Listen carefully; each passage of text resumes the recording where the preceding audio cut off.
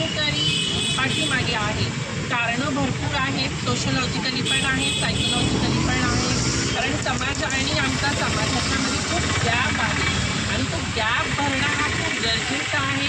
आणि तो कशाने भरणार आहे, तर असे प्रोग्राम्स असतील किंवा अवेअरनेस प्रोग्राम्स असतील, सेन्सिटायझेशन प्रोग्राम्स असतील आणि कायद्याचे जे जाणते लोक आहेत त्यांनी पण सपोर्ट केला पाहिजे आणि ह्यांची विजिबिलिटी वाढली पाहिजे. विजिबिलिटी इन द सेन्स की त्यांचा वावर वाढला पाहिजे, की फक्त मागण्यासाठी किंवा लग्नामध्ये बोलवण्यासाठी नाही, तर कामाच्या ठिकाणी जर तुम्ही ह्या लोकांना काम दिलं, जॉब दिले, तर ह्यांची विजिबिलिटी वाढेल आणि त्याच्यानंतर जे आपलं मानसिक आहे म्हणजे सायकोलॉजिकली आपण चेंज होऊ की नाही. जसं स्त्री आहे, पुरुष आहे, त्याप्रमाणेच पारलिंगी महिलासुद्धा काम करू शकतात.